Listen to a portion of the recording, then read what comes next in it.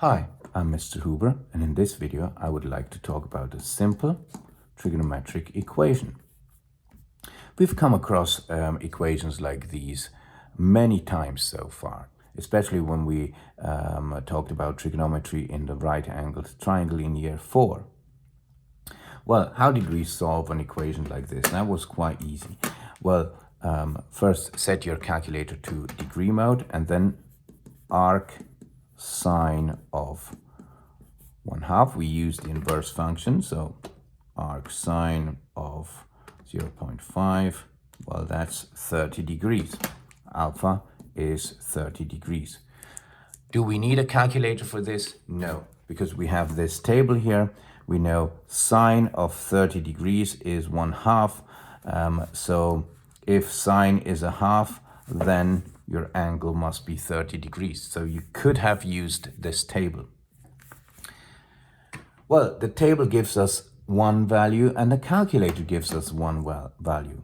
But well, in actual fact, this equation has infinitely many solutions. Now look, how does that work? Let's have a look at this GeoGebra document here. Now look, let's go to 30 degrees. It's a bit fiddly, so it's just approximately 30 degrees. You can see 30 degrees. Well, this is your sine value, the blue length, the blue line segment. Well, you know the sine value is in fact the y value of this point. So now you see it's 0.5. Look, it's clear that on this unit circle you'll find another point where you have the same length, namely over here at approximately 150 degrees. Why is it 150 degrees? Well, in fact, exactly 150 degrees, but the thing is, I can only do it approximately because it's so fiddly. Because this is now 30 degrees, this remaining angle. So the 150 give us the 0.5 as well for the sine. So you have 1 over here at 30 degrees and 1 over here at 150 degrees. So now you would say, well, I could live with that. It's two solutions. It's 30 and 150. But I've just told you that this equation has infinitely many solutions. But why is that? Let's start at the first solution, 30.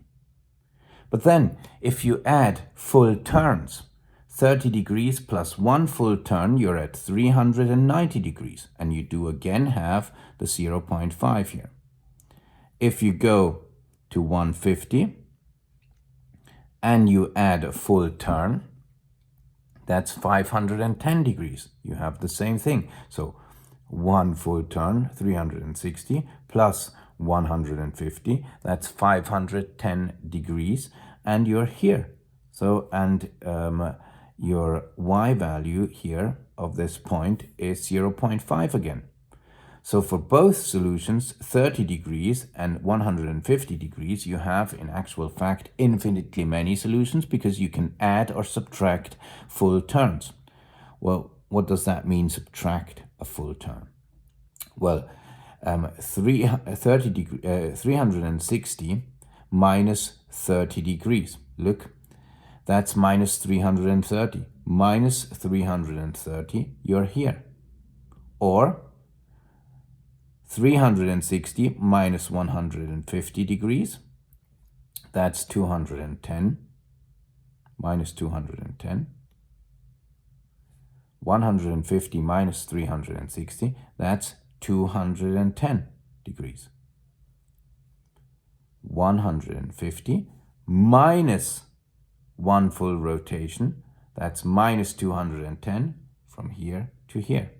And you get again your 0.5. So look, sine is over here and here they are the same. And you can add and subtract full turns.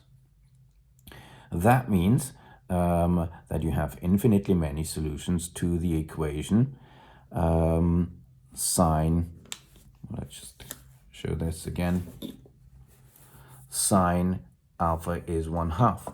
Infinitely many solutions to this equation.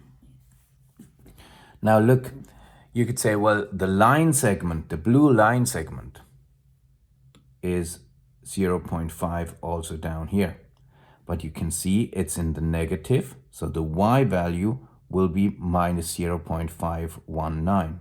Over here, the same thing, the y value is negative, okay? So that's not possible.